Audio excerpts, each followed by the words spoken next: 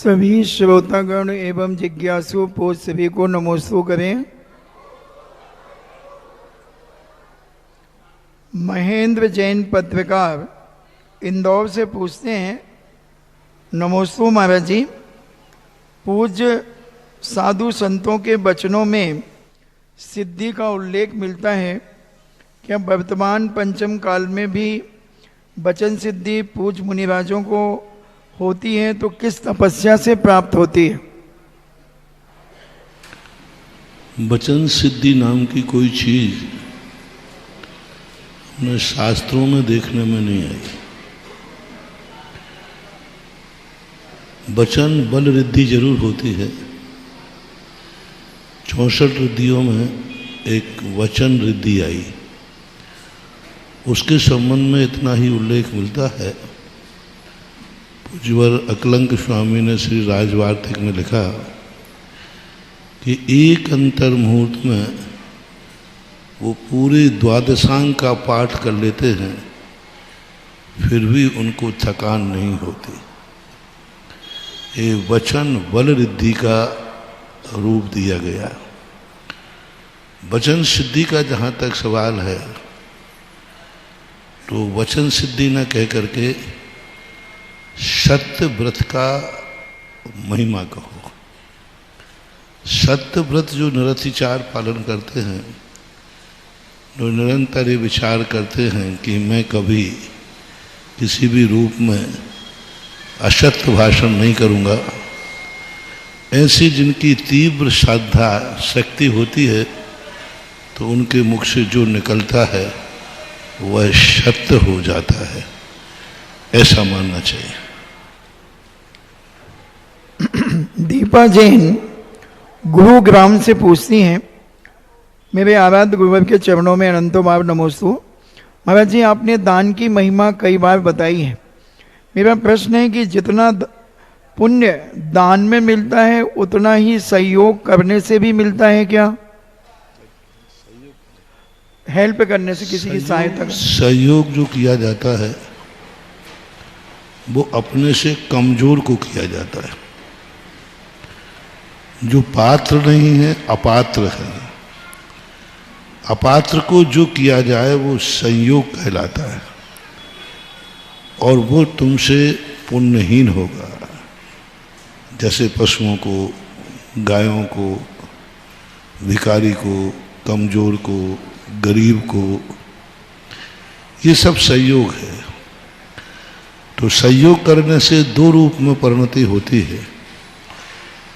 एक करुणा रूप से, क्योंकि करुणा हमेशा पुण्यहीन पर, कमजोर पर की जाती है।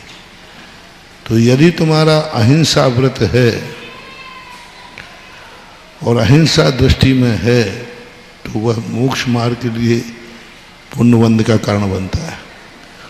और यदि अहिंसा व्रत नहीं है, मात्र सांसारिक संयोग है, तो अभ्युदय सुख मिलेंगे, सांसारिक सुख की उपलब्धि होगी, लेकिन होगी पुण्य की बंद की। पुण्य दो प्रकार का होता है, एक अभ्युदय सुख को देने वाला और एक निःश्रेयस सुख की तरफ ले जाने वाला। तो वहाँ तुम्हारे अभिप्राय पे आधारित है कि तुमने दया करके अहिंसा का पालन किया है, अथवा तुम्हारे मन में करुणा आकर के उसका सहयोग किया है। दुखी का दुख दूर करना और अपने अहिंसा व्रत का पालन करना, दोनों में बहुत अंतर है। मैं इसको दुख नहीं दूंगा, ये अहिंसा व्रत है। मैं इसका दुख दूर करूंगा, ये करुणा और दया है। दोनों में बहुत अंतर है। अहिंसा की परिभाषा जहाँ तक बनाई, प्रमत्त योगात प्राण विप्रोपणम हिंसा। मैं किसी जीव को मारूंगा नहीं, मैं किसी को दुख नहीं दूंगा, ये कहलाती अहिंसा। अहिंसा और दया, करुणा, मैं इसके दुख को दूर करूंगा, तो दुख के दूर करने का भाव आता है, वो करुणा कहलाती है, दया कहलाती है, वैया वृत्ति कहलाती है। अहिंसा में दुख दूर नहीं किया जाता। अहिंसा में तो वो मन वचन काया से ऐसे परिणाम करता है कि हे भगवान, मैं संसार में किसी भी जीव को मेरे द्वारा दुख न पहुंचे, ऐसा इन दोनों का भेद करके चलेंगे। और दोनों अपने आप में, अहिंसा धर्म है, दया और करुणा हमारा कर्म है, गुण है, विशेषता है। दया वो धर्म गया है, दया विशुद्धो धम्मो, ऐसा कहा है। लेकिन उसको दया और के लिए, और जब करुणा आती है तो करुणा में धर्म की संज्ञा नहीं दी गई है। करुणा में हमें कर्तृत्व आता है, मैं इसके दुख को दूर करूं, ऐसा परिणाम। राजीव जैन शिवरात्रि अमर पाटन से पूछते हैं, नमोस्तु महाराज जी, श्रावक को मरण समय में जो वेदना को सहन करने के लिए क्या करना चाहिए ताकि अच्छा मरण हो सके? अच्छे मरण करने के लिए हमें अच्छी तरह जिंदगी जीना पड़ेगी। और अच्छी जिंदगी का अर्थ है कि 24 घंटे मरने की तैयारी करके रखो। अच्छी जिंदगी का अर्थ यह नहीं है कि हम अच्छी तरह जी रहे हैं। अच्छी जिंदगी का अर्थ है कि हम सदा मरने के लिए तैयारी है। जो सदा मरने की तैयारी करता है, समझ लेना वो अच्छी जिंदगी जी रहा है। और जो मरने की तैयारी नहीं कर रहा है, मां जीने की तैयारी कर रहा है, वो जी नहीं रहा है। वो तो अपने आप में लालसा है। सब जीव जीने की इच्छा करते हैं, पेड़ पौधे भी जीने की इच्छा करते हैं, पशु पक्षी भी जीने की इच्छा करते हैं। तो जीने की इच्छा करना और जीना, ये कोई जिंदगी की स्थिति, अच्छी जिंदगी का लक्षण नहीं है। सदा मरने की तैयारी में रहना, वो कहलाती है अच्छी जिंदगी धर्म के अनुसार। पूज्यवर कार्तिकेय स्वामी कार्तिकेय न परीक्षा में कहते हैं, कौन अच्छी तरह जी रहा है? जो 24 घंटे इस चिंतन में रहता है कि मृत्यु हमारी चोटी पकड़ करके खड़ी हुई है, मृत्यु हमारी चोटी पकड़ के खड़ी हुई है, कभी भी मेरी जिंदगी छीन सकती है। और हम सदा उस मृत्यु का वेलकम करने के लिए, स्वागत करने के लिए तैयार हैं। यही सच्ची जिंदगी है और सच्चा जीवन। पूजा जैन कटनी से पूछती हैं, नमोस्तु महाराज जी, हमने पिच्छी ली है तो उसे हम किस स्थान पर रखना चाहिए और उसकी क्या हमें आरती करना चाहिए? पिच्छी की है, अपने कोई बैठक में कहीं भी रख सकते हैं। आरती आदि नहीं करना चाहिए, क्योंकि हर चीज आदरणीय होना अलग चीज है, अनादर नहीं करना अलग चीज है, और पूजा करना अलग चीज है, सम्मान करना अलग चीज है। कुछ वस्तुएं ऐसी हैं जो आदर के योग्य नहीं है, लेकिन अनादर नहीं करना चाहिए।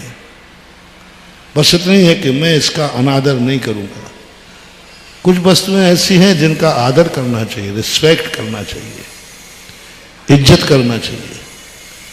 और कुछ वस्तुएं ऐसी हैं जो रिस्पेक्ट के साथ साथ उनकी पूजा करना चाहिए।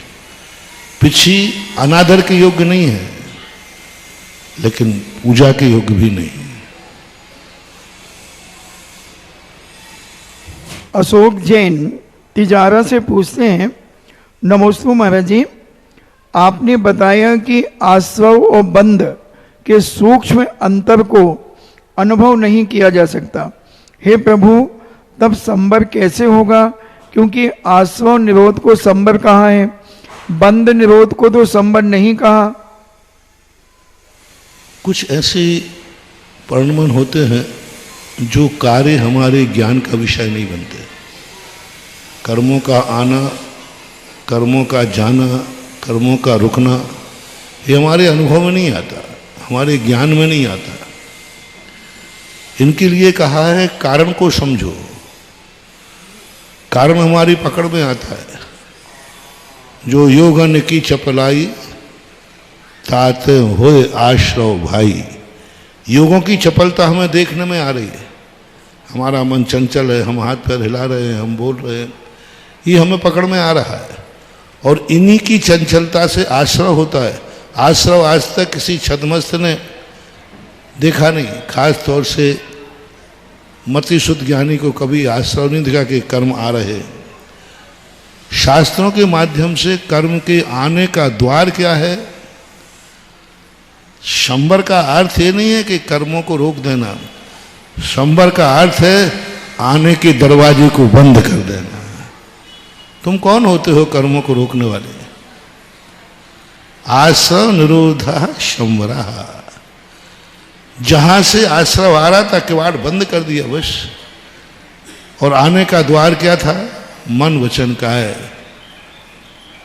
योगों के माध्यम से मनः कर्म योगा शाश्रव। तो इस प्रकार से काय वांग मनः कर्म योगा, इनके योग से आश्रय हो रहा है। इसलिए हमारे यहाँ गुप्ती में हम मन वचन काय को रोकते हैं। जिनेंद्र भगवान कर्मों को नहीं रोकते, योग निरोध करते हैं, कर्म निरोध नहीं करते। योग निरोध करते, और योग निरोध जैसे ही होता है कर्म अपने आप रुक जाता है। इसी प्रकार गुप्ती में व्यक्ति अपने मन वचन काय की चंचलता को रोकता है, कर्म अपने आप रुक जाते हैं। शुद्ध उपयोग में व्यक्ति निर्वृत्ति, हमारा पुरुषार्थ है निर्वृत्ति करना। निर्वृत्ति हम रोक सकते हो, और जैसे निर्वृत्ति होगी तैसे अपने आप निर्वृत्ति का जो कार्य है संवर, वो स्वतः हो जाता है। ऐसा प्रवीण जैन बालाघाट से पूछते हैं, नमोस्तु गुरुदेव, आगम के अनुसार ग्रहों का प्रभाव होता है या नहीं? मानव के जीवन में उनके पाप कर्म से मिली दुष्प्रभाव बहुत तीव्र कर देते हैं, जिससे मानव जीवन कष्टदायक स्थिति में उत्पन्न हो जाता है। तो महाराज जी, इनका क्या प्रभाव होता है ग्रहों का? एक इंद्रिय आदि जीव और उद्गल जीव हैं, इनके प्रभाव देखे जाते हैं। जैसे नीम का पेड़ है, उसका प्रभाव अलग है। कोई बबूल का पेड़ है, उसका प्रभाव अलग है। माणक में पन्ना है, उसका प्रभाव अलग। एक इंद्रिय जीव है लेकिन पन्ने का प्रभाव है। एक इंद्रिय जीव है, डायमंड का प्रभाव है। माणक, मोती आदि इन सब के अलग प्रभाव। एक इंद्रिय जीव है, मार्बल के टुकड़े से दूध जम जाता है, सैंडल स्टोन से नहीं जमता, प्रभाव है। मार्बल के टुकड़े से दूध को जमाया जाता है, दही बन जाता है। एक इंद्रिय जीव है, उसका प्रभाव देखा गया। वह मार्बल दूध का संयोग पाकर दूध को प्रभावित कर रहा है। नींबू प्रभावित कर रहा है, एक इंद्रिय जीव है, जैसे उसको डालोगे दूध को फाड़ देगा। ये नींबू का प्रभाव है। तो इन सब के प्रभाव देखे जाते हैं। अब इनके प्रभाव दो रूप में पड़ते हैं। हर व्यक्ति पर पड़े, हर वस्तु पर पड़े, ये कोई नियम नहीं। हवा चलती है, जिसको शीत प्रकृति होती है उसको जल्दी जुकाम हो जाता है। दूसरा व्यक्ति ठंडे पानी से नहा लेता है, कुछ नहीं होता। तो हमारी प्रकृति के अनुसार इनका प्रभाव पड़ता है। सभी को पड़े ये कोई नियम नहीं है। सभी को पड़े ये कोई नियम नहीं है। उसी नाली की बाजू से आप निकल जाए, आपका बच्चा हो जाए तो आपको छींक आ जाती है, जुकाम होता है, इन्फेक्शन हो जाता है। और उसी नाली के बाजू में एक गरीब का बच्चा वहीं पैदा हुआ, वहीं रह रहा है, और उसको इन्फेक्शन नहीं होता, क्योंकि उसका नेचर ऐसा बन गया। इसी प्रकार ये ग्रह आदि जो होते हैं, ये प्रभाव उसी को दिखलाते हैं जिसकी उस प्रकार की प्रकृति होती है, उनका उस प्रकार का नेचर होता है। सबके लिए प्रभावकारी नहीं है, पर ये दुखी करते नहीं हैं, दुखी इनसे हो जाता है। दो रूप में, दुखी होना और दुखी करना, करना इनके जीवन में नहीं है। और दूसरी बात है, ये दुखी नहीं करते हैं, तुम्हारा दुख आने वाला है ये संकेत देते हैं। अब जानवर सभी हैं, आप बिल्ली का निकलना अशुभ क्यों मानते हो? क्या बिल्ली के मन में भाव है कि तुम्हारा अशुभ हो जाए? क्या उसका परिणाम है कि अशुभ हो जाए? लेकिन अब बिल्ली का निकलना अशुभ मानते हैं तो मानते हैं, सभी लोग मानते हैं अशुभ। सांप का निकलना अशुभ मानते हैं, उसके मन में परिणाम ही नहीं है। अब उसकी एक नकारात्मक शक्ति है जो किसी राहगीर के लिए अशुभता प्रदान करती है, स्वभाव से होती है उनकी नकारात्मक स्थिति। दूसरा, कर्म सिद्धांत के अनुसार जब देखते हैं तो इनसे अच्छा बुरा नहीं होता है, ये हमारे अच्छे बुरे कर्म का एक थर्मामीटर होते हैं। जैसे मशीन पे जांच पे जाते हैं तो मशीन बता देती है कि आपको क्या है, थर्मामीटर बता देता है कि आपको बुखार है। तो थर्मामीटर बुखार नहीं लाया है, थर्मामीटर ने बुखार को बताया है। ऐसे ये ग्रह हमें दुखी नहीं करते हैं, हमारा दुख आने वाला है ऐसा थर्मामीटर के अनुसार ये बता देते हैं। हमारी राशि में आकर के, तुम्हारे ग्रह में आकर के, उसी ग्रह में आकर के कि अब तुम्हारे इस प्रकार के कर्मों का उदय आने वाला है, अब तुम्हें सावधान होना है। तो वो ये ग्रह का रूप बन करके ऐसा मानना चाहिए।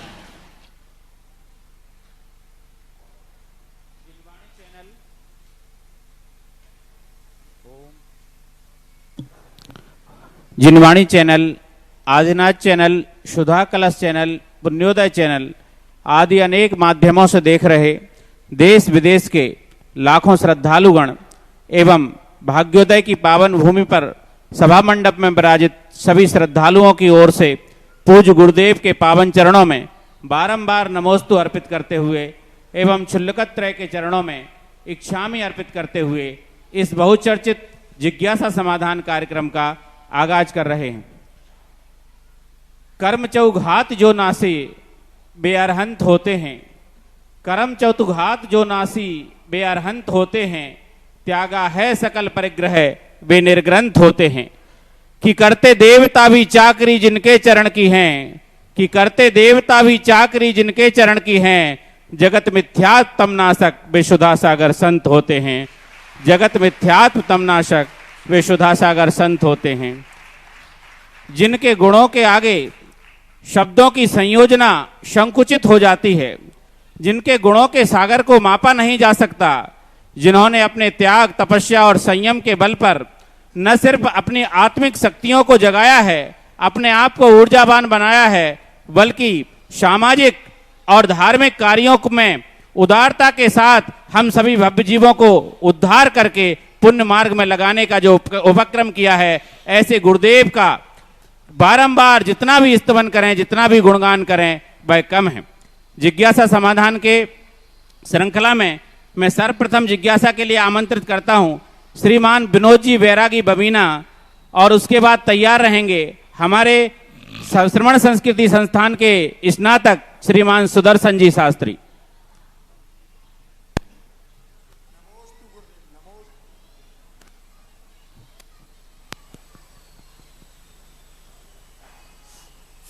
नमोस्तु गुरुदेव, नमोस्तु गुरुदेव, नमोस्तु गुरुदेव।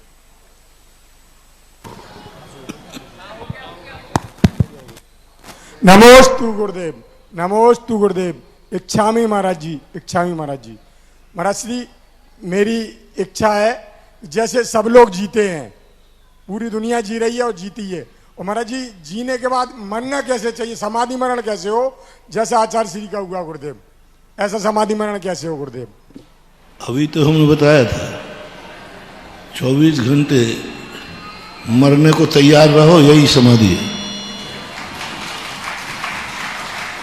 और मरने की तैयारी का अर्थ है अपने जीवन को, अपने मन वचन काय को सावधान रखना, सजग रखना, क्षमता सर्वभूतेषु, अपने परिणाम सभी जीवों के प्रति क्षमता भाव रखना। सभी जीवों के लिए समाधि का सबसे बड़ा सूत्र है, कैसे हम 24 घंटे मरने को तैयार रहें। 24 घंटे मौत कभी भी आ सकती है। इसका एक बहुत बड़ा सूत्र दिया है जैनाचार्यों ने। खम्मामी सब जीवाणाम सव्वे जीवा खमंतु में मैत्री में शब भूदेशु वैरम मध्यम न केंडवे। इतना सा परिणाम आ गया, सबसे बड़ी समाधि यही है। बाकी ये सारी समाधि के उपक्रम है, 12 साल तक ये त्याग करना, ये त्याग करना। यदि इतना परिणाम मुंह से निकल गया, इतना परिणाम मन में आ गया, मैं सबको क्षमा करता हूँ, सब मुझे क्षमा करें, सभी से मेरा मैत्री भाव है, मेरा किसी से बैर भाव नहीं है। यदि ये धारा हमारी निरंतर मन में चल रही है और इस परिणामों के साथ हमारा आयु बंद हो गए, इन परिणामों के साथ मेरा प्राणों का निकलना हो गए, बस यही सच्ची समाधि और सच्ची संलेखना मानना चाहिए। जिज्ञासा करेंगे श्री सुदर्शन जी शास्त्री और उसके बाद तैयार रहेंगी शिल्पी डॉक्टर पंकज जैन सागर। पूज्य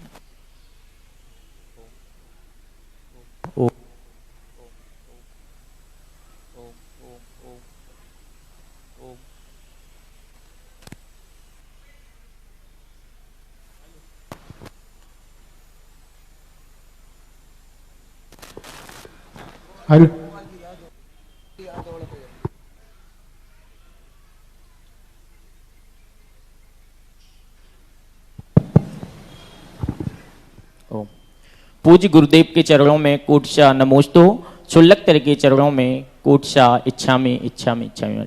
महाराज जी, मेरा प्रश्न है कि एक बूंद पानी में जैन दर्शन के अनुसार असंख्यात जीव होते हैं और संख्यात की जब चर्चा करते हैं तो 150 संख्या प्रमाण संख्यात होता है। तो गुरुजी, क्या पानी की बूंद एक सी रहती है और हर बूंद में क्या असंख्यात जीव उपस्थित होते हैं? बूंद का अर्थ होता है सबसे छोटी वस्तु पर जो वस्तु टिकती है। आप सबसे छोटी वस्तु क्या मानते हैं? कोई भी तो नोक, सुई की नोक के बराबर। तो सुई की नोक के बराबर जो बूंद है वह मान लीजिए, उससे पतली है तो भी वह मान लीजिए। बूंदों के प्रमाण में अलग अलग, जैसे अपन उंगली से यदि बूंद गिराएंगे तो ज़्यादा गिरेगी कि नहीं, और सुई से लेंगे तो कम गिरेगी, और बहुत कोई वस्तु से लेंगे तो इस प्रकार का इनका बहुत सबसे छोटी बूंद में असंख्यात जीव रहते हैं। क्योंकि जल का या जीवा संखेत जा जल का जीव हमेशा असंख्यात रूप में ही अपन को जो पकड़ में आ रहे हैं वह संख्यात ही होते हैं। बूंदें भिन्न भिन्न प्रकार की होती है, बूंदों का नाप एक समान नहीं होता और जीवों की संख्या भी फिर एक समान नहीं होगी, भिन्न होगी। जिज्ञासा करें श्रीमती शिल्पी डॉक्टर पंकज सागर और उसके बाद तैयार रहेंगी श्रीमती किरण झरिया जैसी नगर।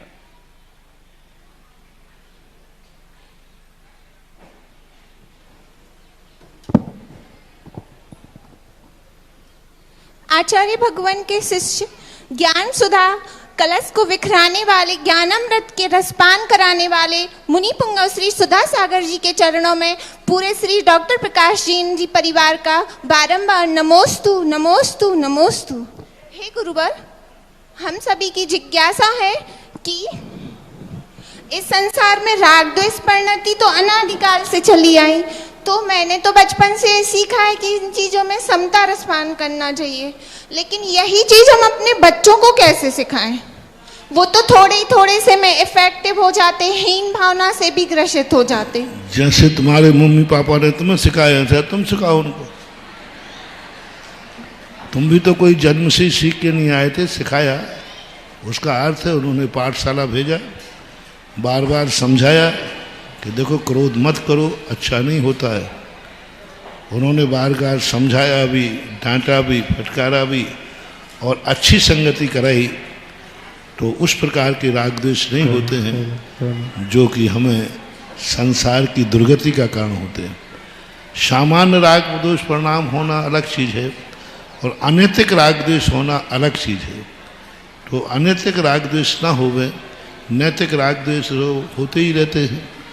जो वस्तु हमें अनिष्टकारी है उसके प्रति कभी घृणा भाव भी आता है, जो वस्तु हमें इष्टकारी है उसके प्रति राग भाव भी आता है। ये राग भाव नैतिक होता है। गृहस्थ का राग भाव नैतिक होना चाहिए, अनैतिक नहीं। जिज्ञासा करें श्रीमती किरण झुरिया जैसी नगर, और उसके बाद तैयार रहेंगी कुमारी शिवानी साहू।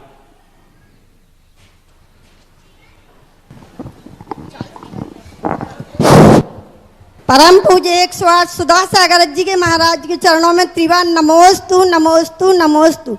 महाराज जी, मेरा एक छोटा सा प्रश्न है, सर्वावधि और परमावधि ज्ञान किनको होता है? सर्वावधि परमावधि ज्ञान तीर्थंकरों को और गणधर परमेष्टि को तो होता ही है। शेष के लिए भजनी है। अन्य सामान्य मुनिराज भी इसको ग्रहण कर सकते हैं, लेकिन अनिवार्य रूप से गणधर परमेष्टि को और तीर्थंकर दोनों को होता है।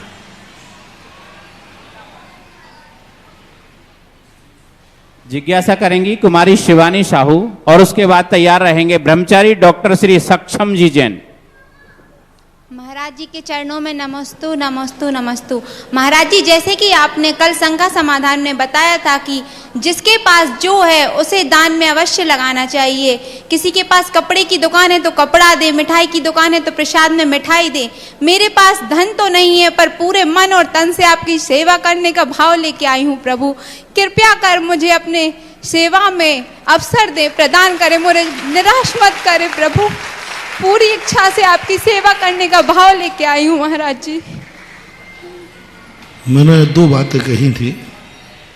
जिसके पास जो है वह देने की बात के साथ साथ मैंने ये कहा था, धर्म और धर्मात्मा को जिस चीज की जरूरत है वह चीज यदि आपके पास है तो देना चाहिए। एक बात तो आपने पकड़ लिया कि जिसके पास जो है वो देना चाहिए, तो फिर तो मामला गड़बड़ हो जाएगा। शराबी के पास, गुटखा खाने वाले के पास, मांसाहारी के पास, ये नहीं कहा। देखो मैंने बहुत दोनों वचन को सावधानी से सुनना चाहिए। धर्म को जिस चीज की जरूरत है वह चीज यदि हमारे पास है तो उस वस्तु को हमें देना चाहिए। हमने उदाहरण दिया, कपड़ा है और आपको मालूम है कि मंदिर में भगवान के मार्जन के लिए कपड़ा चाहिए, तो आपको खुद अपनी तरफ से कपड़ा देना चाहिए। जो चीज आवश्यकता है, मान लो आपको लोहे की दुकान है और मंदिर में सरिया की जरूरत है तो जबरदस्ती नहीं तो सब कल से एक एक लोहे का टुकड़ा और वो पटक दे। यदि जरूरत है और हमारे पास है तो हम दे देंगे। ज़्यादा हम निःशुल्क नहीं दे पाएंगे तो अपनी मुनाफा छोड़ करके लागत मूल्य पे दे देंगे, भाड़ा अपनी तरफ से दे देंगे। कहीं ना कहीं से धर्म के लिए जिस चीज की जरूरत है और वो हमारे पास है तो हमें जैसे बने तैसे उसका सहयोग करना चाहिए। और सहयोग ऐसा करना चाहिए जिससे धर्म को लाभ हो गए। जैसे मैंने कहा कि मान लीजिए वो सीमेंट है, आप बाजार में सीमेंट लाते तो मान लीजिए उनको कितने रुपए में आ रहा है एक बोरी? 400 रुपये का आ रहा है। और आपने प्रयास करके मंदिर को वो 300 रुपये में लाके दे दिया तो आपने 100 रुपये का मंदिर को लाभ करा दिया ना, क्योंकि तुमने कहीं डायरेक्ट जाके ले लिया। आपका नारियल की दुकान है तो मंदिर को नारियल की जरूरत थी, आपने कहा मैं अपनी प्रॉफिट नहीं लूँगा और जहाँ से मैं नारियल लाता हूँ, नारियल तो आ ही रहे हैं, मंदिर के लिए मैं लाऊंगा तो बाजार में मंदिर को 20 रुपये का मिलता है, तुमने 10 या 15 रुपये में दे दिया, ये आपका सहयोग हो गया। निःशुल्क ही नहीं देने की बात कही हमने कि निःशुल्क ही होना चाहिए। कहीं ना कहीं से हमें अपने धर्म को लाभ कराना है, उसके तरीके बहुत सारे। रही बात मन वचन की गाय, जैसे आप लोग और कुछ नहीं है तुम्हारे पास, रोटी तो खाती होगी बेटा, कि रोटी भी नहीं खाती, बस वो चलेगी। कभी यदि कोई तुम्हारे यहाँ त्यागी वृत्ति आ जाए और मौका पड़े कि उसे जरूरत है, तो उसको रोटी खिला देना, ये तुम्हारी रोटी का दान होगा। कहीं दरवाजे पर तुम्हारे कोई आ गया, प्यासा है, उसे पानी पिला देना, ये तुम्हारा सहयोग हो गया। गर्मी के दिनों में छत पर एक कुंडे में पानी भर के रख दिया, पक्षियों के लो पानी हो गया, क्योंकि हमारे पास पानी अकेला था, रोटी थी ही नहीं। और मन और वचन काय जहाँ तक होते हैं, ये तो सदा देना ही चाहिए, देता ही रहता है। देखिए, ये बालिका 2 दिन से यहाँ पर नाम अंकित करवा रही थी। अपने दूसरे संप्रदाय से होकर के भी गुरुवर के प्रवचनों को कितने अच्छी तरह से इसने श्रवण पान किया है। करतल ध्वनि से इनकी अनुमोदना करें। और मन वचन काय से समर्पित होने की, वो तो गुरुदेव ने अच्छी तरह से बता दिया है, संहिता के हिसाब से क्या कैसे हो सकता है वो गुरुदेव ने बता दिया। एक बार क्या हुआ, एक स्थान का मंदिर बन रहा था, मैं शुद्धि को गया तो सारे मजदूरों ने घेर लिया। बोले महाराज जी, मुझे आपसे एक प्रश्न करना है। ये आपके बड़े बड़े सेठ लोग तो मंदिर बना रहे हैं और मंदिर बना करके पुण्य कमा रहे हैं, हम तो जिंदगी में कभी मंदिर नहीं बना पाएंगे, तो हमारा कल्याण होगा कि नहीं होगा? पर मैंने कहा चलो बैठते हैं। तो सारे मजदूरों को घेर कर मैं बीच में बैठ गया, एक चट्टान थी। मैंने कहा सुनो, मैं सेठ के बराबर ही तुम्हारी गति, तुम और सेठ एक ही स्थान पर पैदा होगे। बोले महाराज कैसे, कहाँ सेठ करोड़ों रुपए कर, बस तुम्हें इतना करना है कि हम ये मजदूरी कर रहे हैं बेलदार को, मजदूरी तो मेरी किस्मत में लिखी ही थी। आज ये मजदूरी किसी पापी का घर बना के कर रहे होते, बंगला बनाने में कर रहे होते, पता नहीं उसमें क्या पाप होगा। हे भगवान, मैंने कितना पुण्य किया, आज जो मैं बजरी का तसला उठा रहा हूं, ये जिन्हें मंदिर भगवान का बनेगा, आज मेरी मजदूरी। आज मैं बेईमानी नहीं करूंगा। और अवभाग्य तुम्हें जाग गया कि आज मैं मंदिर की ईंट लगा रहा हूं जिसमें जिनेंद्र देव आएंगे, जहां जिनेंद्र देव के भक्त बैठेंगे। मैंने कहा इतना भाव तुमने कर लिया तो तुम्हारी और सेठ की गति एक सी है। एक माली था, मैं एक गांव में गया तो माली दिन भर में वो गर्भालय के पास जहां अभिषेक करते ना, और पोंछा लगाता था 2-3 बार। तो मुझे उसके पोंछे लगाने से तकलीफ हुई। मैंने कहा भाई तुम दिन भर पोंछे लगाते रहते हो, कमेटी ने तुम्हें परेशान किया क्या, इतना कैसे करते? कमेटी ने कहा कि तुम दिन भर पोंछे लगाते रहना। तो उसने कहा महाराज जी आपको कोई तकलीफ हो रही है? अरे भैया मैंने कि मुझे तकलीफ नहीं, मैं तेरी तकलीफ से तकलीफ में हूं। इतनी मेहनत मैंने क्यों करते हो? बोले महाराज जी मैं माली हूं, मुझे आप अभिषेक तो करने नहीं दोगे, मैं जिनेंद्र देव का अभिषेक तो नहीं कर पाऊंगा, लेकिन जिनेंद्र देव के अभिषेक करने वाले जिस फर्श पे खड़े होते हैं उसको तो पोछा लगाने का अधिकार मेरा है। और जहां लोग अभिषेक करने पड़े होते थे उस फर्श के लिए वो पानी अलग से लाता था छान के, और उस फर्श को साफ करता था, और उस पानी को नाली में नहीं फेंकता था। पेड़ पौधों में देखे जैसे तुम गंदोदक डालते ना, ऐसा वो पानी, क्योंकि ये उस स्थान का पानी है जहां जिनेंद्र देव का अभिषेक करने वाले लोग खड़े होते हैं। बोलो महानुभाव, ओ अभिषेक करने वाले अहंकारियों, उसका पुण्य देखो, उसकी श्रद्धा देखो कि ये वो जमीन है जहां भगवान के अभिषेक करने वाले खड़े होते हैं। मैं आंख बंद करके रह गया। मैंने कि भगवान आपके भक्त बड़े निराले हैं और आपके पुण्य कमाने के तरीके भी आपके निराले हैं। अभी तक तो हम समझते थे भगवान के अभिषेक में ही पुण्य है। अरे इस माली ने तो वो भी खोज लिया जहां अभिषेक करने वाले खड़े होते हैं उस फर्श में भी पुण्य है। पुण्य करने के तरीके हैं, इसलिए जो तुम्हारे अधिकार क्षेत्र में है उसी में पुण्य कमा दे। माली का अधिकार क्षेत्र क्या था? फर्श को साफ करना, लीजिए साहब, उसने पुण्य कमा लिया। बेलदार का अधिकार क्या है? तसला उठाना, उसने कर लिया। मेरे अवभाग्य हैं कि आज मैं जो तसला उठा के ले जा रहा हूं इसमें जनेन देव का मंदिर बनेगा, लो उसने पुण्य कमा लिया। पुण्य कमाने के तरीके बहुत हैं।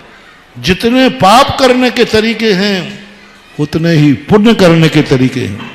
बोलो पाप करने के तरीके कितने हैं? अनगिनत। तो पुण्य करने के तरीके भी कितने हैं? अनगिनत। सबको समझ में आ गया ना बेटा समझ में? महाराज जी, आपने मेरी शंका का समाधान करने के बजाय मुझे और उलझा दिया है।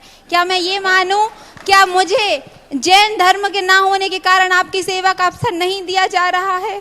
सेवा का अर्थ तुम्हें बता दिया ना, भगवान की सेवा का तो नहीं दिया जाएगा, फर्श की सेवा करने की छूट रहेगी, बता दिया ना। तो भावनात्मक होता है, एक द्रव्य होता है, एक भावना होती है। इसलिए धर्म 3 तरीके से किया जाता है, मन से, वचन से, काया से, कृत से, कार्य से और अनुमोदना से। ये भिन्न तरीके क्यों किए गए? क्योंकि कुछ जीव ऐसे हैं अनुमोदना से पुण्य कमा सकते हैं, आहार देने से नहीं। हमारे शास्त्रों में आया गिलहरी, बंदर, नौला, ये जो थे ये आहार नहीं दे सकते, लेकिन मुनिराज का आहार देख रहे थे पेड़ पे, पौधे पर, पेड़ पे बैठे बैठे। वहीं से उन्होंने इतना पुण्य कमा लिया कि मर करके भोग भूमि गए और बाद में भरत, बाहुबली, आदिनाथ, श्रेयांश बने। देखना मात्र। तो बराबर के अधिकार पाने की चेष्टा करना हमारा ये अनधिकृत चेष्टा है। हम जहां हैं उसी सीमा में पुण्य कमाएं, उस सीमा का उल्लंघन करके नहीं। जिज्ञासा करेंगे ब्रह्मचारी डॉक्टर सक्षम जी और उसके बाद तैयार रहेंगी श्रीमती अनीता छाया जैन कटरा सागर।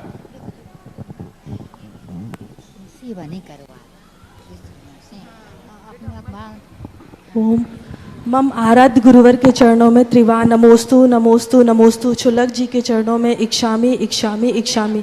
हे गुरुवर, जब हम 12 बड़ी वाली 12 भावना पढ़ते हैं तो उसमें संसार भावना में आता है भोगी पुण्य फल हो एक इंद्री, क्या इसमें लाली, कुतवाली दिन 4 वही फिर खुरपा अरुजाली। इसका अर्थ बताकर जिज्ञासा का समाधान करें गुरुवर। नमोस्तु नमोस्तु नमोस्तु। भोग संसार भावना में जो बात आई है कि व्यक्ति पुण्य के उदय में, कोतवाली का अर्थ है हुकूमत। व्यक्ति कुछ दिन के लिए हुकूमत में रहता है, अंत में वो कोतवाली गिरी जब छूट जाती है, खुरपा और जाली। किसान जब खेत में घास को खोदता है तो एक हाथ से एक जाली लिए रहता है, लकड़ी की या चद्दर की। खुरपा से खोदता जाता है और उससे हटाता जाता है, उससे हटाता है घास को, इधर खुरपे से खोदता है। यानी अंत में व्यक्ति को पूर्व भव के पुण्य कर्म के उदय से कुछ दिन के लिए हमें ओहदा मिल सकता है, कुछ दिन के लिए हम ऊंचाई पा सकते हैं। अंत में जाकर के खुरपा और जाली, यानी मेहनत करो, मजदूरी करो और वही कमाई तुम्हारे काम आने वाली है। इस संसार में हमेशा ये स्थिति चलती है कि खुरपा और जाली के समान किसान के लिए समान वह क्रिया करता है। कुतवाली दिन 4 वही वह फिर खुरपा और कुतवाली। कुतवाली का अर्थ होता है हुकूमत, हिटलरशाही, तानाशाही। वो कोतवाल बोलते ना, कोतवाल जहाँ रहता है उसको कोतवाली है। कोतवाल किसे बोलते हैं? हुकूमत करने वाला, हिटलरशाही करने वाला, तानाशाही करने वाला है। तो ये जो तानाशाही ज़्यादा नहीं चलती, अंत में तो उसको रिटायर्ड होता है तो खुरपा और जाली यानी मजदूरी पे आना पड़ता है, ऐसा मानना चाहिए। जिज्ञासा करेंगी श्रीमती अनीता छाया जैन और उसके बाद तैयार रहेंगी श्रीमती शशि जैन चैनपुरा वाले सागर। 12 वर्षीय कोर्स 129 केंद्र की सभी विद्यार्थी और सिद्धार्थ नंदन पाठशाला के सभी बच्चों और टीचर की ओर से गुरुदेव के चरणों में कोटिशाह नमोस्तु नमोस्तु नमोस्तु। इच्छाई महाराज श्री, इच्छाई महाराज श्री, इच्छाई महाराज श्री। गुरुदेव, मैं 12 वर्षीय कोर्स की 3rd ईयर की पढ़ाई करवा रही हूँ, तो उसमें हर उम्र के स्टूडेंट होते हैं, कुछ 30 वर्ष के हैं, कुछ 70 वर्ष के हैं। तो जो 30 और 40 वर्ष के हैं वो गाथाएं बहुत जल्दी याद कर लेते हैं और सुना देते हैं। जो 60-70 वर्ष के हैं वो ठीक से पढ़ भी नहीं पाते हैं और उनकी भावना होती है कि मैं भी उनकी तरह सुना सकूं, लेकिन वो नहीं सुना पाते, याद में नहीं कर पाते हैं, तो वो अंतर मन से उदासीन हो जाते हैं। तो गुरुदेव, मैं उनको कैसे समझाऊं कि उम्र का भी कोई तकाजा होता है, कि उम्र अलग होती है। 30 वर्ष वाला जो पकड़ सकता है वो 60 वाला नहीं पकड़ सकता है। गुरुदेव, मेरी जिज्ञासा का समाधान कीजिए। नमोस्तु गुरुदेव, नमोस्तु। देखो, इसलिए शायद मुझे पूरा मालूम नहीं है, उम्र के अनुसार 1st, 2nd, 3rd होते हैं। इस उम्र के बालकों का 1st, 2nd अलग है, इस उम्र के बालकों का 1st, 2nd अलग है, अलग अलग। हम शिविर में भी यही करते हैं, उम्र के हिसाब से 1st, 2nd करते हैं। तो उम्र के हिसाब से ऐसा होता है, जैसे छोटे बच्चे हैं वे 100/100 नंबर लाते हैं, तब वो 1st क्लास प्रथम में आते हैं। और जब बूढ़ा ग्रुप होता है तो 75 नंबर पर भी 1st लाते हैं। तो 75 नंबर वाला दिखा छोरे को कहता है, देख तूने 100 नंबर पाए तब वही शील्ड मिली, मुझे 75 नंबर में भी वही मिल गई। तो ये उम्र के लिहाजा से होता है, फर्क तो पड़ता ही है। शायद 12 वर्षीय कोर्स में भी 1st, 2nd, 3rd की यही व्यवस्था होनी चाहिए, और नहीं है तो आप लोग शिकायत करो, सुझाव दो, संस्थान के लोग उस पर विचार करके अलग अलग कर सकते हैं। फिर भी हमारा मकसद परीक्षा देना गौण है। हमारा मकसद था घर घर में स्वाध्याय होना चाहिए। हमें खुशी है, जब 12 वर्षीय कोर्स मैंने तैयार किया था केकड़ी के अंदर, तब लोग कहते महाराज आज के ज़माने में कौन धर्म पढ़ता है, किसको पढ़ने की पड़ी है। मेरा सिद्धांत है, माल अपने पास है तो बाजार में फड़ ला करके आवाज़ लगाओ, शाम तक कोई ना कोई ग्राहक आएगा। आवाज़ तो लगाओ। तो मैंने फड़ बिछा करके मैंने कहा चलो शुरू करते हैं। किया। आज मुझे गर्व है, सारे भारतवर्ष में आज 12 वर्षीय कोर्स में महिला पुरुष पढ़ रहे हैं। लोग जानने लगे हैं कि जीव कांड क्या है। सागर के अंदर 517 विद्यार्थी जीव कांड पढ़ रहे हैं। देखो, इससे बड़े और क्या प्रभाव रह जाएगा। अरे कुछ पढ़ो या नहीं पढ़ो, कम से कम ये जीव कांड ग्रंथ है, ये नाम तो याद हो गया।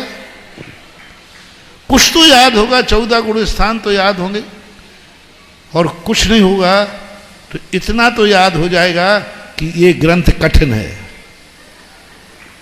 ये ग्रंथ कठिन है तो कम से कम ये तो ज्ञान में आपको हो गया। इसलिए पढ़ने वालों से कहना है, परीक्षा को तो मद्देनजर रखना है, रखें। अपन का काम है स्वाध्याय करना, बस घर घर में स्वाध्याय पहुंच जाए। हर व्यक्ति 24 घंटे में आध घंटे 1 घंटे जिनवाणी का स्वाध्याय करे, ये मेरा मकसद था। और आज हजारों, इस बार 11,000 लोगों ने 12 वर्षीय कोर्स का एग्जाम की तैयारी की है, और दिन प्रतिदिन हर साल बढ़ रहे हैं। सबसे बड़ी ऑनलाइन की जो आपकी व्यवस्था है, आपको पढ़ाने वाले हैं, महिलाओं के साथ पुरुषों की संख्या भी बढ़े तो बहुत अच्छा है। पढ़ो, सारी दुनिया की किताबें तो आप पढ़ते ही हैं। आप एक स्कूल में जाकर 16 साल पढ़ते हैं, तब master of science, master of commerce, master of commerce art ये बनते हैं। कितने साल? कम से कम 16 साल। हम तो 12 साल में ही तुम्हें मास्टर बना रहे। 12 साल का कोर्स जिसने पढ़ लिया वो पंडित बन ही जाएगा। ऐसा करना चाहिए। एक न्याय नीति में एक वाक्य है, वक्तुम प्रमाण्यात वचनम प्रमाण्यात। वक्ता की प्रमाणिकता से वचनों की प्रमाणिकता होती है। और गुरुदेव, आप जन जन के हृदय का आगार हैं, जन जन के हृदय के आधार हैं। आपके परम मुख से, श्री मुख से जब निकला है कि स्वाध्याय परम तप है और स्वाध्याय से ही आगे जाकर के हमारी गति सुधर सकती है, मति सुधर सकती है, तो जैसे ही गुरुदेव ने यह उपक्रम चलाया, पूरे भारत के लोग इससे लाभान्वित हो रहे हैं और गुरुदेव ने अपना अमूल्य समय दे करके हम सभी श्रावकों का जो अनुपम उद्धार किया है, उसके लिए हम गुरुदेव के ऋणी हैं। जिज्ञासा करेंगी श्रीमती शशि जैन।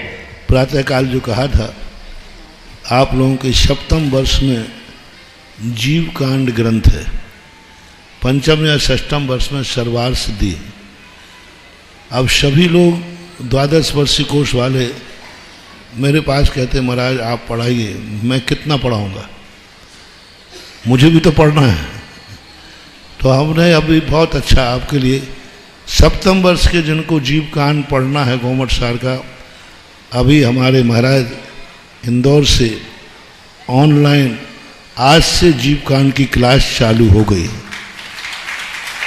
और यदि उस समय 3 से 4 ना पढ़ पाओ तो यूट्यूब पे डली है, आज ही तुरंत शाम को यूट्यूब पे आ जाता है। तो हर जो जीव कांड को पढ़ने वाले हैं वो मुनि श्री प्रमाण सागर महाराज जीव कांड की क्लास ले रहे हैं, स्वाध्याय कर रहे हैं, करा रहे हैं।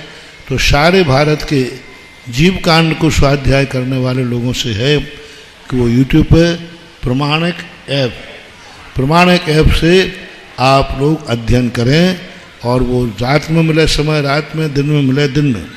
और जो सर्वार सिद्धि पढ़ना चाहते हैं, यदि कमेटी ने व्यवस्था की होगी तो कल से सर्वार सिद्धि की उस क्लास मैं खुद लूँगा ऑनलाइन। यदि कमेटी ने व्यवस्था की होगी, स्वाध्याय तो मैं कराऊंगा, अब ऑनलाइन लाइव में आएगा कि नहीं आएगा मुझे पता नहीं, कमेटी ने व्यवस्था की है। हाँ, क्योंकि वो पैसे का मामला, मेरे पास पैसा नहीं है, बाकी ज्ञान धन तो मेरे पास खूब है। तो ज्ञान तो मैं जितना तुम जो पढ़ना चाहो, जिनेन्द्र देव के द्वारा कथित आज जितने भी शास्त्र हैं, कोई भी शास्त्र मैं पढ़ सकता हूं और पढ़ा सकता हूं। लेकिन ऑनलाइन वगैरह आना ये कमेटियों का काम है। तो ये यदि कल से जैन सिद्धांत प्रवेश का भी कोर्स में है और सर्वार सिद्धि भी शायद कोर्स में है, तो आप लोग अपने कोर्स के हिसाब से पढ़ेंगे, हम और हमारा संघ स्वाध्याय के हिसाब से पढ़ेगा। तो आप लोगों के लिए सर्वार सिद्धि भी ये दोनों क्लास हैं, उधर से प्रमाण सागर जी पढ़ाएंगे, इधर से हम सर्वार सिद्धि पढ़ाएंगे। 2 ग्रंथ एक साथ। समय आपका यदि वो शूट नहीं करे तो दोनों यूट्यूब पर डलेंगे, आप सुबह शाम कभी भी पढ़ सकते हैं।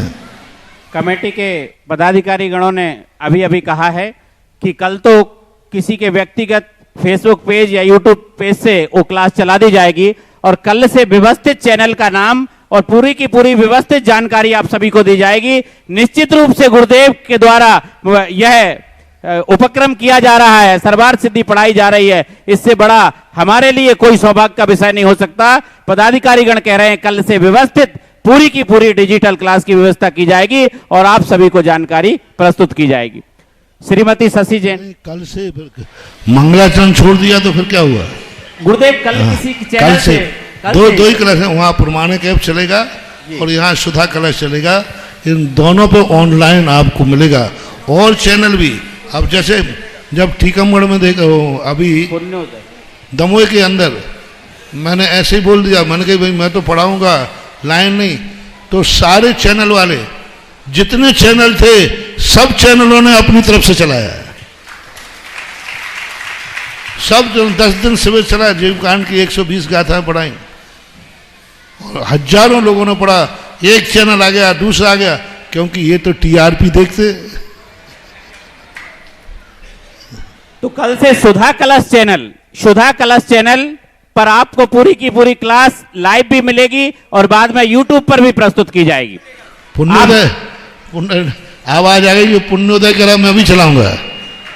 करतल ध्वनि से पुण्योदय चैनल के भी गुरुदेव अब यहां से प्रमाणिक बात सारे के सारे चैनल चलाएंगे। कल पूरी की पूरी आपको जानकारी दी जाएगी, लेकिन ये 2 चैनल तो आप मान करके ही चलो, और भी कई चैनल चलेंगे, आपको विधिवत जानकारी दी जाएगी। श्रीमती शशि जैन जिज्ञासा करें। हे स्वामी नमोस्तु नमोस्तु नमोस्तु। छुल्लक जी इच्छामी इच्छामी। हे स्वामी, मेरा ये प्रश्न है कि हम लोग है ना 7-20 साल के स्टूडेंट्स हैं, उसमें ये जीव कांड का प्रश्न है। प्रथमोत्तम आगत सम्यक दृष्टि किसे कहते हैं और वेदक सम्यक आगत सम्यक मिथ्या दृष्टि किसे कहते हैं?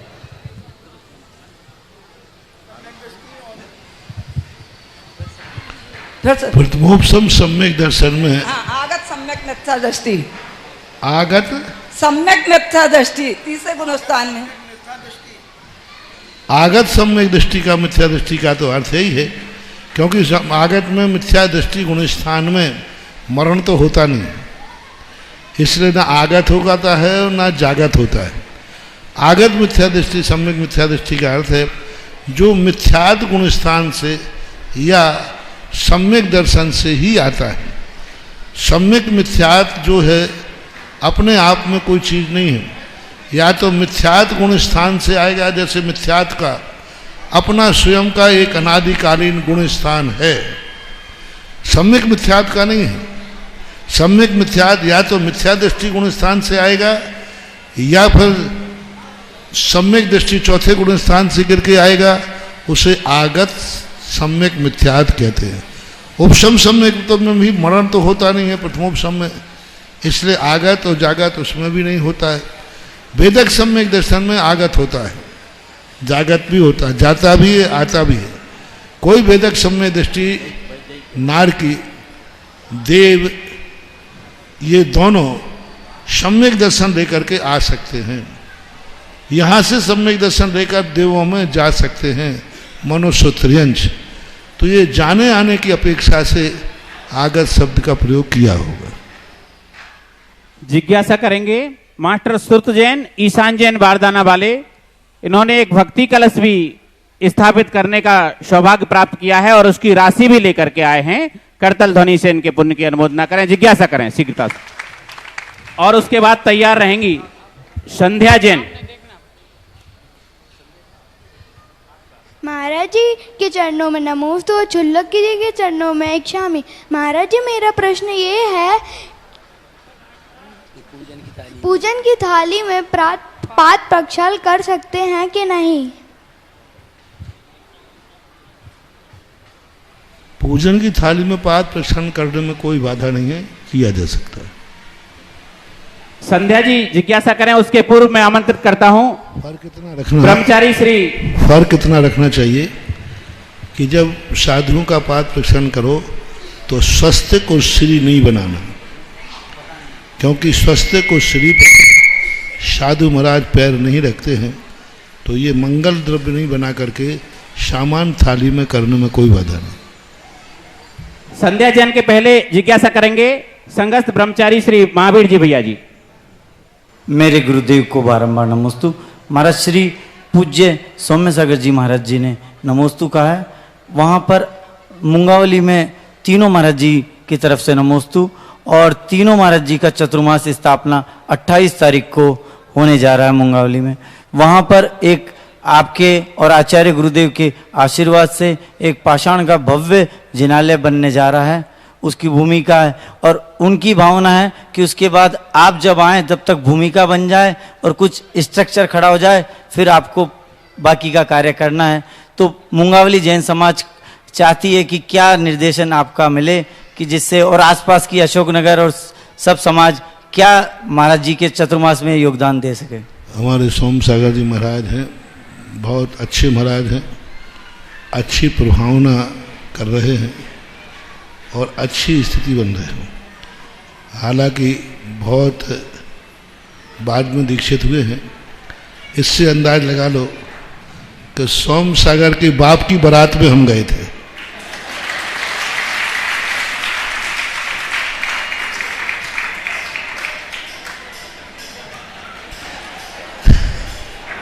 बहुत पुरानी स्मृति आ गई। अब मैंने कहा ना कि अब तुम प्रश्न पूछते हो, मेरे कोई प्लानिंग तो होती नहीं, अब पूछते ही स्मृति में आ जाती तो मैं रोक भी नहीं पाता, क्या बात आ गई तो आ गई। तो बहुत अच्छा, और मुंगावली में चतुर्मास कर रहे हैं। मुंगावली वालों से तो मेरा एक ही कहना है कि बहुत अच्छा निमित्त मिला है। जो मंदिर का बहुत वर्षों हो चुके हैं, उनको अभी पूर्णतः प्लानिंग बना करके, प्लानिंग ही नहीं, उसकी शुरुआत करो। और ऐसी शुरुआत करो जितनी हमेशा ध्यान रखना चाहिए, मंदिर आदि अपनी कुवत के अनुसार ही विस्तार करना चाहिए, इनका कोई अंत नहीं है। सोने के भी मंदिर बनते हैं, सोने के भी मंदिर बनते हैं, और मिट्टी के भी बर्तन, मिट्टी के भी बनते हैं। बर्तन सोने का भी है, मिट्टी का भी है। अपनी कुवत क्या है, उस कुवत के अनुसार यदि हम इन कार्यों को लें तो ऐसी स्थिति नहीं बनेगी। उसको अपने व्यवस्थित ढंग से सोम सागर महाराज का 28 तारीख को स्थापना है, उनकी स्थापना बहुत अच्छी हो, जोर शोर से हो। मुंगावली समाज का वह मुंगावली समाज है, जब पूज्य गुरुदेव की आज्ञा से जब मैं बाहर निकला था तो मेरा पहला चतुर्मास मुंगावली हुआ था, सन 1988 की बात है। हाँ, पहला चतुर्मास वहीं जाकर के हुआ था, थुवन जी के बाद बिहार हुआ था। तो वैसे हमारे लिए बहुत आशीर्वाद का पात्र है वो पूरी समाज मुंगावली, और महाराज के लिए भी मेरा बहुत बहुत साधुवाद कि वे अपने गांव के अपनी योजनाओं को सफल करने में पूर्ण सफल हों और अच्छी तरह से उनका कार्य हो, यही मेरी सद्भावना। महाराज जी, जिज्ञासा समाधान वहीं से प्रारंभ हुआ था 88 में मुंगावली से। जब चतुर्मास प्रारंभ हुआ था तो जिज्ञासा भी वहीं से शुरू हुई थी। वहाँ पर शाम को आचार्य भक्ति के बाद मंदिर के ऊपर बैठ कर के जिज्ञासा समाधान 1988 में ये शाम को शुरू हुआ था। हालांकि लाइव नहीं था उस समय, लेकिन 1988 में यह जिज्ञासा समाधान शुरू मुंगावली से हुआ था और निरंतर चलता रहा। ये चैनल वगैरह तो बहुत बाद में आए, पहले चलता था। जिज्ञासा करेंगी श्रीमती संध्या जी दिल्ली, और उसके बाद आज की अंतिम जिज्ञासा के लिए तैयार रहेंगे श्री भावेश जी जैन गोपालगंज। मेरे आराध्य गुरुवर के चरणों में कोटिशय नमोस्तु नमोस्तु नमोस्तु। शुल्लक जी के चरणों में इक्षामी इक्षामी इक्षामी। मेरी जिज्ञासा गुरुवर अकाल मरण से संबंधित है। जैसे किसी व्यक्ति की अगर किसी दुर्घटना आदि में, एक्सीडेंट में मरण हो जाता है तो उसे अकाल मरण समझा जाना चाहिए या फिर ये समझा कि उसकी आयु पूर्ण हो गई। और दूसरी जिज्ञासा गुरुवर ये है कि सम्यक दर्शन में एक अंग आता है निकांक्षित अंग। तो हम जैसे पूजा पाठ करते हैं, धार्मिक आयोजन करते हैं, तो कहीं ना कहीं कुछ ना कुछ आकांक्षा कुछ पाने की रहती है या कुछ सिद्धि की रहती है। तो क्या सम्यक दर्शन के उस निकांक्षित अंग में दोष लगेगा? पहला प्रश्न क्या था? मरण, अकाल मरण। मरण, अकाल मरण जो होता है, अकाल मरण का अर्थ जितने भी दुर्घटना से होता है, पूज्यवर अकलंक स्वामी के अनुसार ये सब अकाल मरण में आते हैं। लेकिन सिद्धांत ग्रंथ के अनुसार हम जरूरी नहीं है कि वो अकाल मरण ही हो। जैसे राजा श्रनिक ने जेल के दरवाजे से सिर पटक करके अपना प्राण दे दिए, लेकिन वो अकाल मरण नहीं था। अकाल मरण नहीं था क्योंकि शास्त्रों में स्पष्ट लिखा है कि आयुबंध होने के बाद फिर अकाल मरण नहीं होता। और राजा श्रनिक को तो आयुबंध बहुत पहले हो चुका था नरक का, इसलिए भले उसने सिर पटक के प्राण दिए हैं, लेकिन उसकी आयु उसी समय आ चुकी थी। इसी प्रकार से मौत कोई ना कोई निमित्त लेके आती है। तो हम ये नहीं कह सकते हैं कि वो अकाल है कि सुकाल है, लेकिन सामान्यतः चरणानुग के अनुसार अकाल मरण ही माना जाता है। अकाल मरण बुरा होता है ये मत मानना, अकाल मरण से मरने वाले की दुर्गति होती है ये मत मानना। अकाल मरण से दुर्गति हो जाए तो कितने मुनिराज घानी में पेल दिए गए, अकाल मरण था। सुकौशल महाराज को, सुकमाल महाराज को श्याली ने खा लिया, बहुत सारे लोग हैं। तो अकाल मरण से दुर्गति होती ऐसी बात नहीं है, लेकिन अकाल मरण निमित्त से जो क्रिया देखी जाती है उसे चरणानुयोग में अकाल मरण ही कहते हैं। अपन लोग उसको यही कहेंगे, लेकिन सिद्धांत की अपेक्षा से हम पूर्णतः अकाल मरण की बात नहीं कह पाएंगे। परम पूज्य निर्यापक श्रमण श्री सुधा सागर जी महाराज के जीवन चरित्र मेरे उपकारी अंग के बारे में, निकांक्षित अंग के बारे में। निकांक्षित अंग का अर्थ होता है भोगाभिलाषा, अनैतिक रूप से भोगाभिलाषा, अय्यासी रूप से अय्यासी करने का भाव आना, वो वहाँ निकांक्षित अंग कहलाता है। अपना नियम धर्म छोड़ करके करना, वो निकांक्षित अंग का दोष कहलाता है। निकांक्षित अंग ये नहीं सामान आप लोग गृहस्थी हैं, आप अपने परिवार के बच्चों की इच्छा कर रहे हैं, आप अपने बच्चों की थोड़ा बहुत शादी विवाह की भावना कर रहे हैं, आप बच्चों को परीक्षा में पास होने, ये निकांक्षित अंग के दोष नहीं हैं, ये व्यवस्थाएं हैं। ये व्यवस्थाएं यदि नहीं करेंगे तो ये तो तीर्थ चक्रवर्ती भी करता है। छायक सम्यक दृष्टि होकर के चिंता कर रहा है कि मेरे 923 पुत्र गूंगे हैं, और वो भगवान से कहता है, भगवान प्रार्थना करता है कि हे भगवान इनका गूंगापन खत्म हो, समोषण में जाके किया। तो ये कांक्षा नहीं है, ये व्यवस्था है, ये करुणा है, ये पारिवारिक व्यवस्थाएं हैं। तो जो आप लोगों के जो सब व्यवस्थाएं हैं, इनको कांक्षा अंग में कोई दोष नहीं लगता। कांक्षा अंग में लगता है अनैतिक कांक्षाएं करना, भोगाभिलाषा, अय्यासी करने का भाव करना, ये कांक्षा अंग में दोष कहलाता है, निकांक्षित में। परम पूज्य निर्यापक श्रमण श्री सुधा सागर जी महाराज के जीवन चरित्र पर आधारित पुस्तक सुधा का सागर पर, जैसा कि आपको कल बताया था, सुबह भी घोषणा की गई थी, पूज्य गुरुदेव जी ने भी बताया था, एक प्रश्नोत्तरी लेखन प्रतियोगिता 4 अगस्त 2024 को दिन को 1:30 बजे रविवार को इसी प्रवचन पांडाल पर होगी। पुस्तक प्राप्ति स्थान संत भवन के सामने गेट से प्राप्त करें।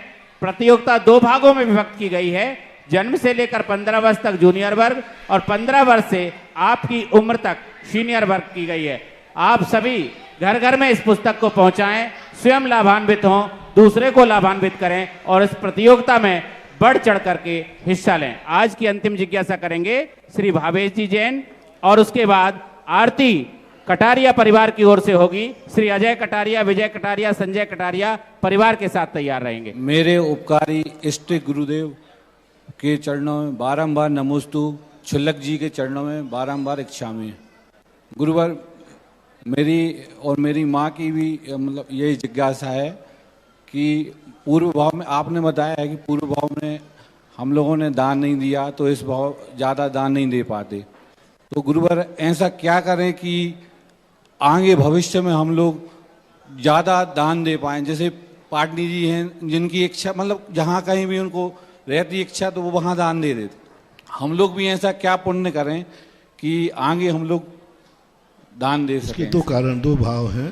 पहला भाव है जितना हम देना चाहते उतना नहीं दे पा रहे हैं, तो ये विचार करें कि हम पूर्व भाव में समर्थ थे फिर भी हमने दान नहीं दिया, इस कारण आज हम नहीं दे पा रहे। दूसरा कारण है इस भाव में जितना शक्ति है उस शक्ति प्रमाण तो आप दे सकते हैं। जम सक्कई तम की रही जम चण सक्कई च सद्धहनम, जो शक्ति है उतना तो करें। मक्के के दाने की शक्ति है तो मक्के के दाने तो चढ़ाएं। गजमोती की शक्ति नहीं है, ये विचार करें। मैं चाहता हूं कि गजमोती चढ़ाएं, लेकिन हमारे समर्थ नहीं है। कितनी समर्थ है? बोले मक्के के दाने की समर्थ है, चलो मक्के के दाने ले जाओ, और मक्के के दानों में यदि तुमने शक्ति नहीं छुपाई तो एक दिन गजमोती चढ़ाने लायक भी हो जाओगे। हमारे यहाँ सबसे बड़ा मंत्र दिया है भावी सिद्धि के लिए, पूज्यवर कुंदकुंज स्वामी का सोचता, जम सक्कई तम की रही। जितनी शक्ति है उसको मत छुपाना। हमारी जो शक्ति है उतना तो करना ही चाहिए, जितना है उतना करो, कोई बात नहीं। वही बीज बढ़ करके आगे जाकर के बड़ा रूप भी ले सकता है। ऐसा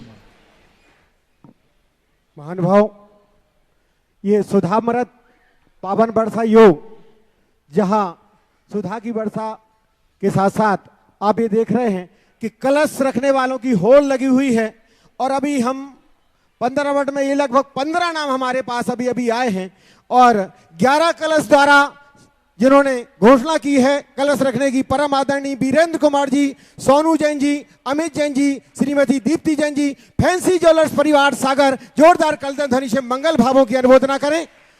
और जो जो भी नगद लाए हैं, ये भक्ति कलश श्रीमती किरण जी मोदी, सुमित जी, मोना जी, सम्यक जी, समृद्ध जी मोदी, स्वाति मेडिको सागर परिवार, ये कैश लाए हैं। और द्वितीय कैश लाए हैं श्रीमान सुनील कुमार जी, हम कमेटी के परम आदरणीय श्रीमान सुरेंद्र जी, हमारे अध्यक्ष जी श्रीमान राजकुमार जी मिनी, सुरेंद्र जी डबडेरा, श्रीमान आशीष जी पटना को यहाँ आमंत्रित कर रहे हैं, आए और कैश लें।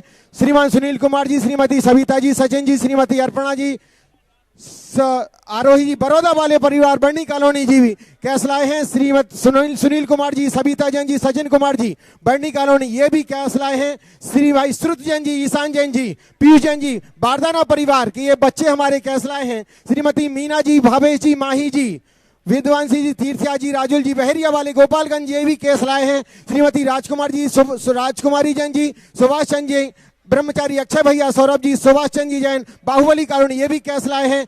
नगद राशि श्रीमती ममता जी, नरेंद्र जी, डबडेरा वाले परिवार, डबडेरा वाले सागर, इन्होंने ये भी कैश लाए हैं। और आहार दान के उपलक्ष्य में भी एक भक्ति कलश की स्थापना ब्रह्मचारी रोशनी दीदी, प्रकाश चंद जी, राहुल जी, शुभम जी, सुलोचना जी, श्रीमती रिदमा जी, आहार दान के उपलक्ष्य में इन्होंने भी एक भक्ति कलश रखने का भाव बनाया है। श्रीमान शीतल जैन जी, शैलेंद्र कुमार जी, अंजना जैन जी, वर्धमान कॉलोनी सूबेदार वार्ड सागर वालों ने भी एक भक्ति कलश रखने का सौभाग्य प्राप्त किया है। श्रीमान प्रमोद कुमार जी, सविता जी, प्रियंका जी, पटवारी जी, साधना जी, लक्ष्मीपुरा वार्ड सागर, इन्होंने भी एक भक्ति कलश रखने का सौभाग्य प्राप्त किया है। और 2-3 हमारे पास ऑनलाइन आए हैं। श्रीमान विमल कुमार जी, श्रीमती कमला जी, अखिलेश जी, विजय जी, दीनदयाल नगर झांसी से एक भक्ति कलश की घोषणा ऑनलाइन आई है। एक और ऑनलाइन श्रीमान दिनेश कुमार जी, अशोक कुमार जी, अहमदाबाद अंबिका नगर से भी एक ऑनलाइन हमारी ये भक्ति कलश की स्वीकृति आई है। श्रीमान विपिन कुमार जी, संगीता जैन जी, आदित्य जैन जी, राहतगढ़ वालों की एक स्वीकृति हमें प्रदान की है। और प्रथम आरती का सौभाग्य परम आदरणीय कटारिया परिवार ने प्राप्त किया है। और द्वितीय आरती का ब्रह्मचारी अक्षय भैया, राजकुमार जी, राजकुमारी जी, सुभाष चंद जी, सौरभ जी, शिखा जी, श्रद्धा जी, बाहुबली कॉलोनी परिवार ने द्वितीय आरती का सौभाग्य प्राप्त किया है। दोनों महानुभाव आए और पूज्य गुरुदेव की